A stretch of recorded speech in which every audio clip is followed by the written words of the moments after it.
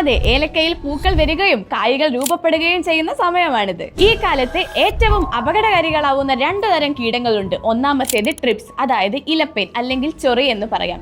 രണ്ടാമത്തേത് stem borer, അതായത് തണ്ടുതുരപ്പൻ. ഇലപ്പേനുടെ ആക്രമണത്താൽ കായ്കളിൽ മുറിവുപാടുകൾ വരും. അതിനാൽ ഗ്രേഡ് കുറയും, നിങ്ങളുടെ വിലയും കുറയും. തണ്ടുതുരപ്പന്റെ ആക്രമണത്തിനാൽ ആ മുഴുവൻ തണ്ട് തന്നെ നശിച്ചു പോവാം. ആ ചെടിയുടെ വളർച്ച തന്നെ നിന്നു പോകും. ഇപ്പോൾ നിയന്ത്രണം നടത്തിയില്ലെങ്കിൽ വിളവെടുപ്പ് സമയത്ത് നഷ്ടം വ്യക്തമായി കാണാം. ഇത് നിങ്ങളുടെ വിളവിനെയും ഗ്രേഡിനെയും ഒരുപോലെ ബാധിക്കും. അതെ, ഇന്ന് ഈ 2 കീടങ്ങളെ കുറിച്ച് വിശദമായി നോക്കാം. അതെ, ഇവയുടെ ലക്ഷണങ്ങൾ, ഉണ്ടാക്കുന്ന നാശങ്ങൾ, ശരിയായ നിയന്ത്രണം.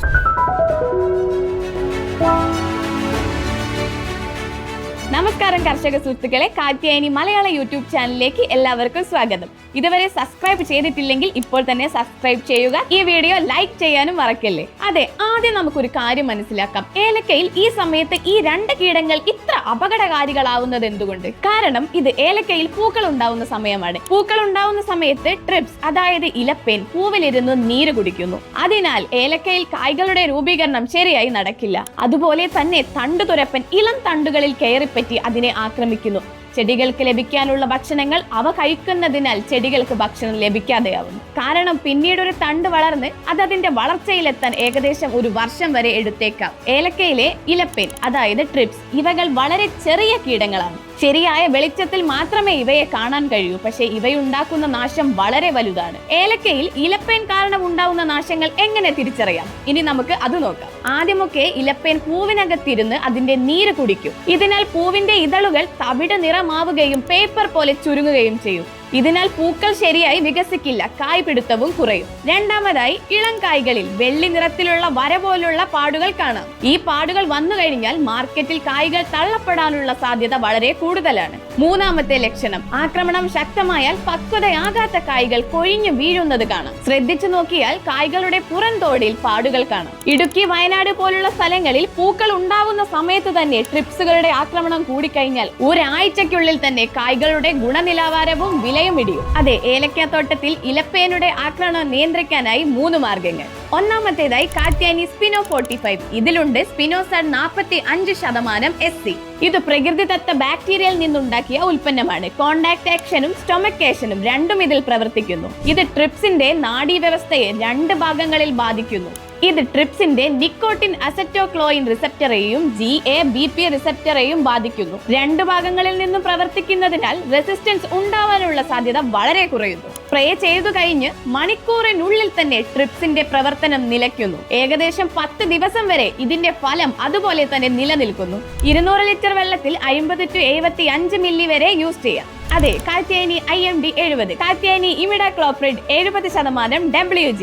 ഇതൊരു സിസ്റ്റമിക് കീടനാശിനിയാണ്. അതിന്റെ കൂടെ തന്നെ ട്രാൻസ് ലെമിനാർ ആക്ഷനും ഉണ്ട്. ഇത് ചെടിയുടെ മുഴുവൻ ഭാഗത്ത് പടരുകയും ഇലയുടെ അടിയിൽ ഒളിഞ്ഞിരിക്കുന്ന ട്രിപ്സിനെ നിയന്ത്രിക്കുകയും ചെയ്യുന്നു. ഇത് നിക്കോട്ടിനിക് അസറ്റൈൽ ക്ലോയിൻ റിസപ്റ്ററെ ബ്ലോക്ക് ചെയ്യുന്നു. ഇതിന്റെ ഫലമായിട്ട് ഇലപ്പേന് പക്ഷാഘാതം സംഭവിക്കുന്നു. അതിനാൽ ഇലപ്പേൻ മരണപ്പെടുന്നു.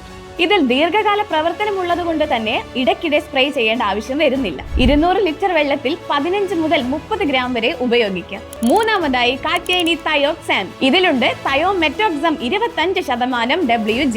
ഇതൊരു സിസ്റ്റമിക് കീടനാശിനിയാണ്. ഇമിഡാക്ലോപ്രിഡിനേക്കാൾ വ്യത്യസ്തമായ രീതിയിൽ നാഡീവ്യവസ്ഥയെ ഇത് ബാധിക്കുന്നു. തയോമെറ്റോക്സം, ഇമിഡാക്ലോപ്രിഡ് ഇവ രണ്ടും മാറി മാറി ഉപയോഗിക്കുന്നത് റെസിസ്റ്റൻസ് വരുന്നത് കുറയ്ക്കുന്നതിനെ സഹായിക്കുന്നു. 200 ലിറ്റർ വെള്ളത്തിൽ 100 ഗ്രാം എന്ന അളവിൽ നിങ്ങൾക്കിത് ഉപയോഗിക്കാം. അതെ, ചൊറിയെ അല്ലെങ്കിൽ ഇലപ്പേനെ കുറിച്ചുള്ള ഒരു പ്രധാന കാര്യം, ഇവ പൂവിനകത്ത് ഒളിഞ്ഞിരിക്കും. അതുകൊണ്ട് തന്നെ സ്പ്രേ ഉപയോഗിക്കുന്ന സമയത്ത് അത് പുറത്ത് മാത്രം തട്ടിയാൽ അവ നിയന്ത്രണത്തിലാവില്ല.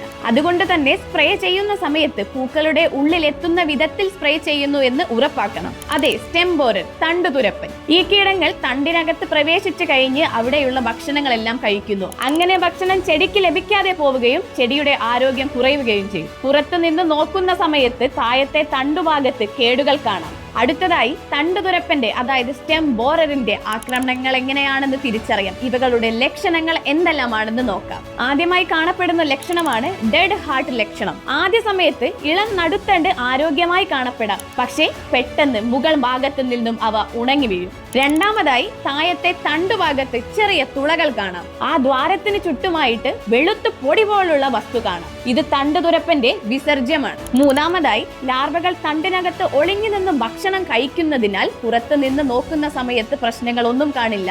പക്ഷെ അകത്തുനിന്ന് അവ പൊള്ളയായിരിക്കും. നാലാമത്തേതായി, ഈ കീടങ്ങൾ കായ്കളുടെ ഉള്ളിൽ പ്രവേശിച്ചു കഴിഞ്ഞാൽ ഉള്ളിലുള്ള ഭാഗങ്ങളെല്ലാം അവ തിന്നുകൊണ്ടിരുന്നാലും പുറത്തുനിന്ന് സാധാരണമായി തോന്നിയേക്കാം, പക്ഷെ ഉള്ളിൽ ശൂന്യമായിരിക്കും. ഇടുക്കിയിലെ പല ഏലക്ക തോട്ടങ്ങളിലും ഈ ലക്ഷണങ്ങൾ ഇപ്പോഴും കാണപ്പെടുന്നു. സ്റ്റെം ബോറർ അതായത് തണ്ടുതുരപ്പന്റെ നിയന്ത്രണ മാർഗങ്ങൾ എന്തെല്ലാമാണെന്ന് നോക്കാം. ആദ്യമായി കാത്യായനി ചക്രവേർ. ഇതിലുണ്ട് ക്ലോറാൻഡ്രോപിനോൾ 18.5% SC. ഇതിൽ സിസ്റ്റമിക് ആക്ഷന്റെ കൂടെ തന്നെ കോണ്ടാക്ട് ആക്ഷനുമുണ്ട്. സിസ്റ്റമിക് ആക്ഷൻ ഉള്ളത് കൊണ്ട് തന്നെ ഇവകൾക്ക് ചെടിക്കകത്തേക്ക് പ്രവേശിക്കാൻ കഴിയും. അതുകൊണ്ട് തന്നെ ചെടിക്കകത്തൊളിഞ്ഞിരിക്കുന്ന ലാർവയെ ഇവകൾ നശിപ്പിക്കുന്നു. റൈനോഡിൻ റിസപ്റ്റർ സജീവമായതിനാൽ പേശികളിൽ അനിയന്ത്രിതമായ കാൽഷ്യം പുറന്തള്ളൽ ഉണ്ടാവുകയും പിന്നീട് ഇവകളുടെ പേശിക്ക് പ്രശ്നങ്ങളും ലാർവയുടെ മരണവും സംഭവിക്കും. ഇതിൽ റെയിൻ ഫാസ്റ്റ് ആക്ഷൻ ഉള്ളത് കൊണ്ട് തന്നെ മഴ പെയ്താലും പെട്ടെന്ന് തന്നെ അവ കഴുകിപ്പോകില്ല. 1 ഏക്കറിന് 60 മില്ലി 200 ലിറ്റർ വെള്ളത്തിൽ കലക്കി സ്പ്രേ ചെയ്യുക. കേരളത്തിലെ ഇടുക്കി ജില്ലയിൽ ഇത് ഏറ്റവും പ്രധാനമാണ്. രണ്ടാമത്തേത് കാത്യായനി ആക്രമക് പ്ലസ്.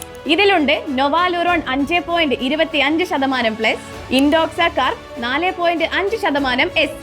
ഇതിലും സിസ്റ്റമിക് ആക്ഷനും കോണ്ടാക്ട് ആക്ഷനും രണ്ടുമുണ്ട്. ഇൻഡോക്സോകാർ സോഡിയം ചാനൽ ബ്ലോക്ക് ചെയ്യുമ്പോൾ നൊവാലുറോൺ ലാർവയുടെ മോൾട്ടിംഗ് തടയും. വ്യത്യസ്ത രീതിയിൽ ഇവ പ്രവർത്തിക്കുന്നതിനാൽ റെസിസ്റ്റൻസ് കുറയും. ഇതിനാൽ കീടങ്ങളെ ലാർവേ സ്റ്റേജിലും അത് കഴിഞ്ഞുള്ള സ്റ്റേജിലും നിയന്ത്രിക്കുന്നു.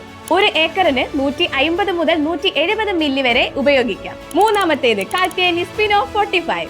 ഇത് ട്രിപ്സിനൊപ്പം സ്റ്റെം ബോറർ ലാർവകളെയും കോണ്ടാക്ട് പ്ലസ് സ്റ്റൊമക് ആക്ഷൻ വഴി നിയന്ത്രിക്കുന്നു. 200 ലിറ്റർ വെള്ളത്തിൽ 50 to 75 മില്ലി ലിറ്റർ വരെ ഉപയോഗിക്കാം. ഇലപ്പേനും തണ്ടുതുരപ്പനും ഒരുമിച്ചുണ്ടെങ്കിൽ സ്പിനോ 45 ഉപയോഗിച്ച് രണ്ടിനെയും ഒരുമിച്ച് നിയന്ത്രിക്കാം. കർഷകരെ, മറ്റൊരു പ്രധാന കാര്യം, നിങ്ങൾ സ്പ്രേ ചെയ്യുകയാണെങ്കിൽ രാവിലെ നേരത്തെയോ അല്ലെങ്കിൽ വൈകുന്നേരം 4 മണിക്ക് ശേഷമോ സ്പ്രേ ചെയ്യുക. കഠിനമായ സൂര്യപ്രകാശം ഉള്ള സമയത്ത് സ്പ്രേ ചെയ്യുന്നതിലൂടെ അവ ആവിയായി പോവുകയും ഫലം കുറഞ്ഞു പോവുകയും ചെയ്യും. സ്പ്രേ ചെയ്യുന്ന സമയം, വെള്ളത്തിന്റെ അളവ്, ഡോസ് ഇവയെല്ലാം ഓരോരോ തോട്ടത്തിലും വ്യത്യാസപ്പെട്ടേക്കാം. ഇപ്പോൾ ഈ മെയ് മാസത്തിൽ ചൂട് കൂടുതലായതുകൊണ്ട് തന്നെ 18 to 22 ദിവസത്തെ ഗ്യാപ്പിന് ശേഷം മരുന്നുകൾ ഉപയോഗിക്കാം. അതിനാൽ നിങ്ങളുടെ തോട്ടത്തിന് അനുയോജ്യമായ മാർഗനിർദ്ദേശങ്ങൾക്ക് ഡിസ്ക്രിപ്ഷൻ ബോക്സിൽ നമ്പറിൽ ബന്ധപ്പെടുന്നതിലൂടെ നിങ്ങൾക്ക് ഞങ്ങളുടെ വിദഗ്ധരുമായി സംസാരിക്കാം.